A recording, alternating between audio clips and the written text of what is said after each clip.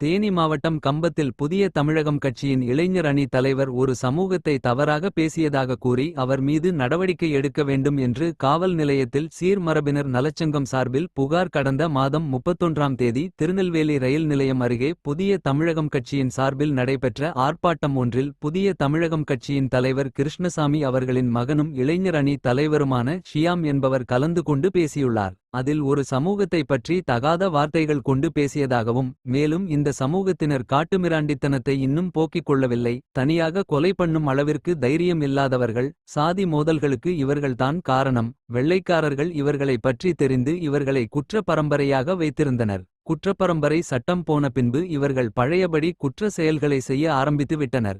இந்த பரம்பரையில் இருப்பவர்களுக்கு என்ன கௌரவம் வேண்டி இருக்கு போன்ற வார்த்தைகளை கொண்டு பேசியதாகவும், இந்த சம்பவம் தேவர் சமூகத்தினர் மீது பெரும் அதிருப்தியை ஏற்படுத்தியதோடு கொந்தளிப்பையும் ஏற்படுத்தி உள்ளது.